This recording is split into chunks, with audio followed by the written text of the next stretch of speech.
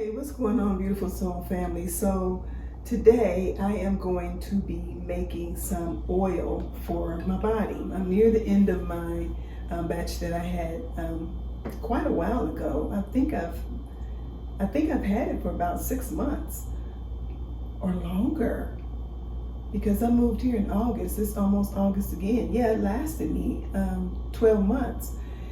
The reason why it probably lasts so long is because I typically add it to my shea butter, meaning I just put some shea butter on my hand and then I pour a little oil in with it and moisturize my skin with it. But I also put it in my bath water in a pouch, and that's just so that they don't get all caught up in the drain and everything. It's one of those little clear pouches. I'll show it to you later. When I'm doing a bath soak, I'll add some of my oil to it. So shower first to cleanse the body, and then I get into the water to soak and absorb the moisture and the oil into my skin. I'm usually a little Epsom salt in there as well, because the workouts, I want to make sure that my body is not stiff. All right, so making the oil. So I have 1, 2, 3, 4, 5, 6 different herbs that I'm going to add this time to the mix. My oil is jojoba oil. That's the oil that I use and I'm going to infuse everything in the jojoba oil, all of my herbs.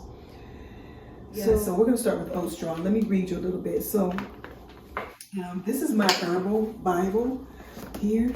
And so I, did some research on dry skin, because that's listed in here as an ailment that, we can suffer with in our bodies.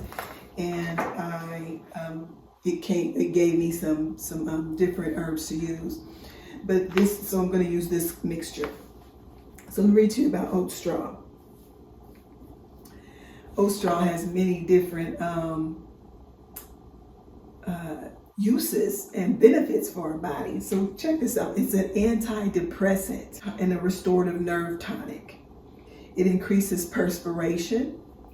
It helps to ease insomnia. It's good for bedwetting. I don't have that problem. And for depression, stress, and skin disorders. So oat straw has many benefits for our bodies.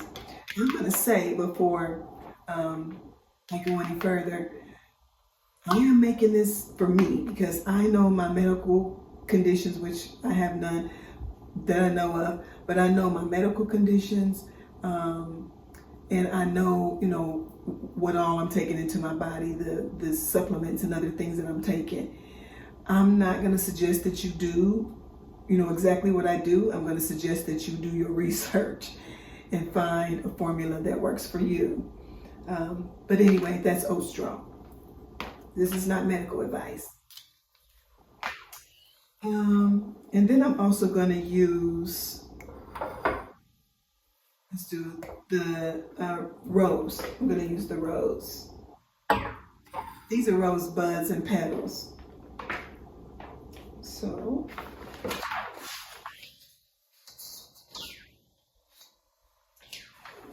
rose, this is the hips, though. This is talking about the fruit of the plant. But I'm going to use the rose petals and buds.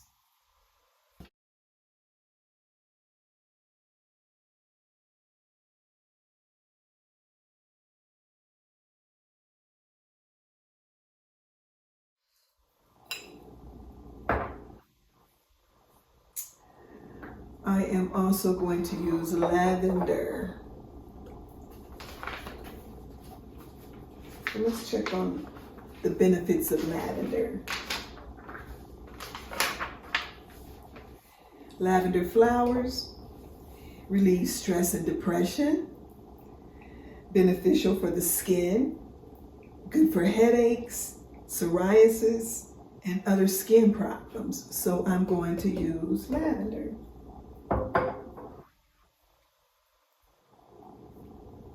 What's next? Chamomile.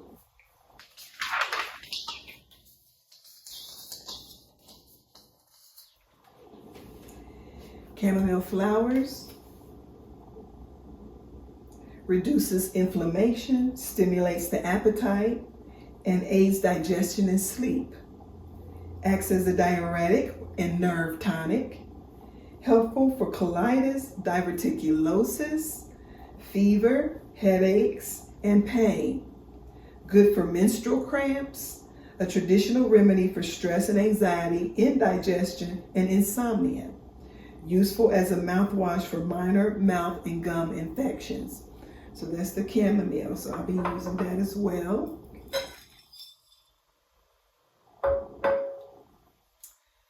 And then we're going to look at the comfrey leaf. Comfrey leaves. Speeds the healing of wounds and many skin conditions. Beneficial for bed sores, bites and stings, bruises, inflamed bunions, dermatitis, dry skin, bleeding hemorrhoids, leg ulcers, nosebleeds, psoriasis, scabies, skin rashes, and sunburn. So that is comfrey leaf. And it says caution for external use only. Let me make sure I read any of the other cautions. What did I do? Chamomile. Chamomile says caution, do not use chamomile if you're allergic to ragweed. Do not use during pregnancy or nursing. It may interact with warfarin or cyclosporine, so patients taking those drugs should avoid the use of chamomile. What else did I say? Lavender and rose. Lavender. And the oat straw. No comments about the oat straw here. Let's see, lavender.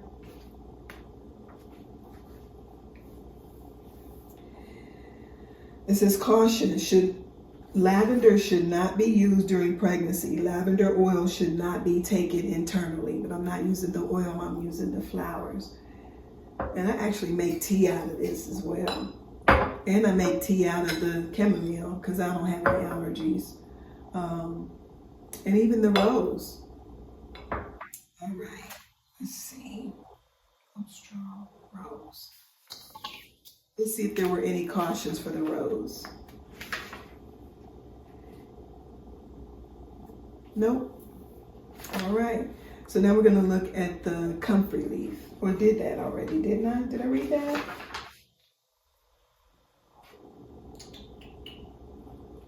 Yes, I did. External use only. Comfrey leaf. And now the calendula.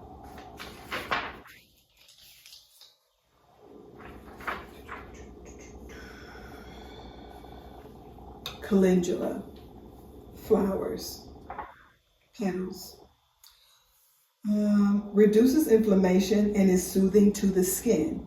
Helps regulate the menstrual cycle and lower fever. Useful for skin disorders such as rashes and sunburn, as well as for neuritis and toothache. Good for diaper rash and other skin problems in small children. All right. So it's also called the marigold. Inchworm, measuring the marigold. You and your arithmetic will probably go fine. Also called the marigold, usually non-irritating when used externally. So that is the calendula, also called the marigold. Oh, that's so pretty. All right, so I wrote down here something about peppermint. Let's see. Oh, that I could use peppermint because it's very cooling to the skin and soothing to the skin. And also, if I mix the chamomile, peppermint, and lavender, I can steep them together and then, or infuse them, in some hot water, and then I could use them as a toner. And then it also says lavender is great for mist. So I could just boil some water, put some lavender buds in the water, steep them, and then I could strain that, and I could put that water in a little spray bottle and carry it around with me in my purse, so that whenever my skin feels really dry, I could just spray with the lavender, and it would make my skin feel relieved from the dryness. All right, calendula and comfrey are skin softening herbs. All right, so how do I do it? Look, this is what I do. I literally just pour some in to a glass container, or if you have a really hard plastic container, you can use that too, but glass is great. So I put the herbs in. I don't typically measure them, but I don't know. I mean, you can do what you decide. I'm going to use a tablespoon. So I'm going to put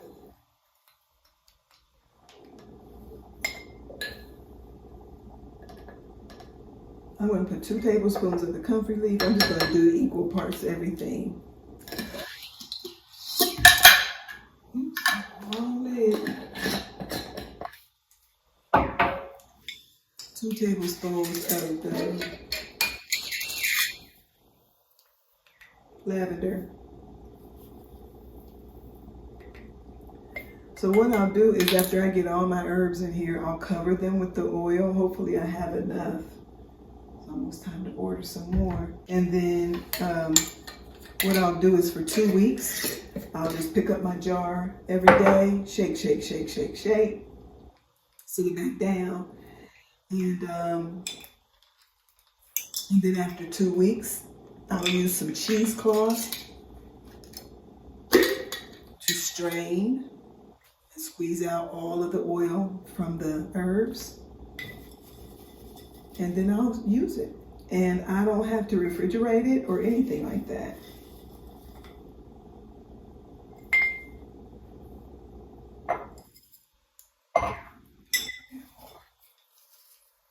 A little bit more chamomile. And oat straw.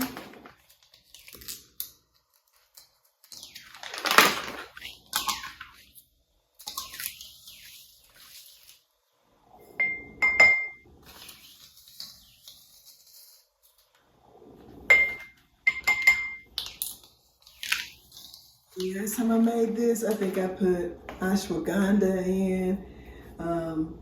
I want to say I put lemon grass in, and it smelled so good with the lemongrass. I think I might put some lemongrass in. Let me look real quick and see about the lemongrass. And then I could drop some herbs and some oils and essential oils in as well. Lemongrass acts as an astringent, a tonic, and digestive aid. Good for the skin and nails. Used for fever, flu, headaches, and intestinal irritations. I'm going to add some lemongrass. It's used in perfumes and other products as a fragrance. So where's my lemongrass? Oh, but I don't have but a little bit, so yeah, I'll just use the essential oil.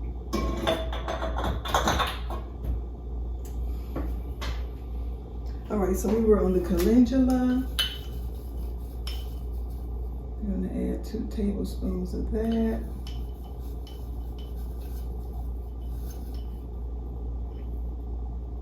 All of it smells so good to me. And I gotta make a trip back to the store, to the herbal spot. And then I'm gonna put some rose. I think there's gonna be enough. I might not need the lemongrass. This smells so good. And there you have it. All of the herbs layered. So we started with the comfrey leaf, and then we went to the lavender, Then we went to the oat straw and the chamomile, and then there's calendula, and there is the rose buds. Can you see that? So pretty. All right, so now I'm gonna use the jojoba oil, and I'm just gonna squirt the oil in. I could just open it and pour it in, but you know, it's more fun to do it like this. This is fun. And I'm just gonna add the oil until it completely covers my herbs. I gotta get another bottle. All gone, but like I told you, this lasted me the last time for a whole year. Just this much.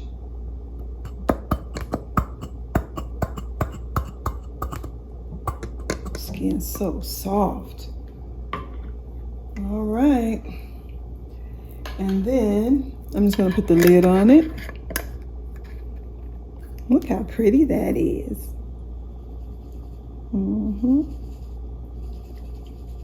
There you have it. And today is the first day, day 1 of 2 weeks of infusion. And every day, like I said, I will shake it, mix it.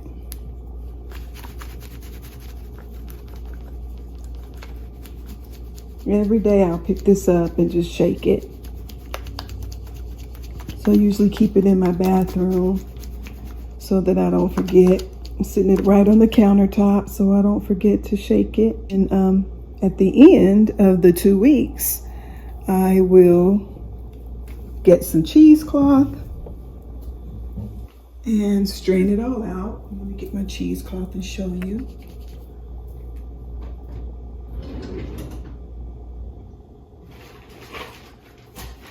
So this is the cheesecloth, and I will use this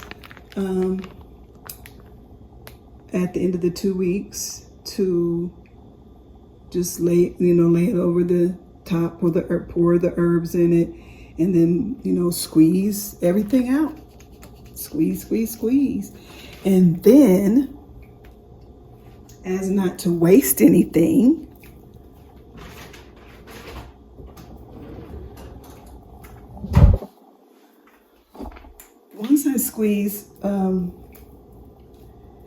once I squeeze all of the oil out, to separate it from the actual herbs in 2 weeks or more, just depends. Then I will take the herbs that are left. They're usually pretty clumpy because they're in the oil for 2 weeks. And plus you're going to squeeze them so hard with the cheesecloth trying to get all the oil out. It'll be kind of like a clump, but that's okay. I'll take that and I'll put that into another container, just the oil infused herbs. I'll take them and put them into another container. And then here's what I mean by the bathtub net that I'll put them in. So then I'll just scoop out a little bit for every bath, and I'll put them in the little bag here and drop this down and pull the string to tie it tight. And then I'll drop this into the bathtub. This one isn't mine, but I have some. Mine are probably at 1/4 this size. Actually, I have one this size, and the others are about 1/4 this size.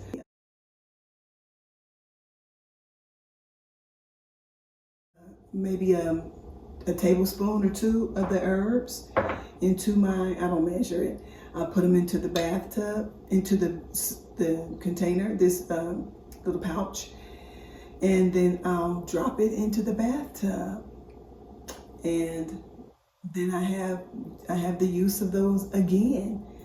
So now they have the oil and the herbs already infused, and they'll be all mixed together. So it'll be just deliciousness in the bathtub, soaking that skin. So there you have it. That's how I do it, and yeah. So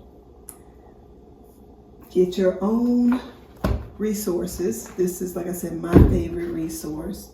This book is divided by, ailment. For instance, this page is Crohn's disease, and it tells you all of the things that you can do, from supplements and vitamins and medicines to herbs and foods that you can eat to heal your body. So I love this book. But anyway, get your own resource and do your own research. Don't be out here just doing whatever you see on these videos out here. You got to know your own body. You have to know your own, medications that you take. You have to be really thoughtful about it. You may have to, even if you're on a lot of medications, if you have a lot of medical issues, you might want to talk to your doctor before you do any of this stuff. But I'm telling you, this makes your skin feel so amazing. I even use it on my face. Like, I'll pour a little bit into a smaller container, and that has a dropper on it, and I'll just drop one drop of it down my face every day and just kind of spread it out, over my face. So that's what I do. And I wanted to share because a couple of people asked me about it. And so there you go. I hope you find what works for you. And I love you, and I'll talk to you next time. Peace.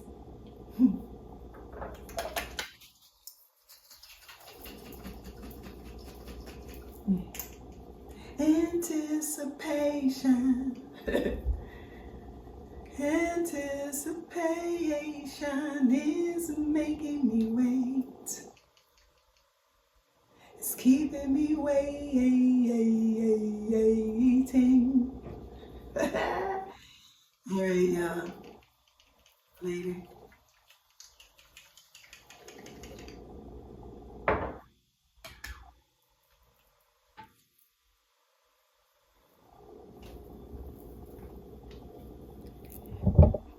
Later.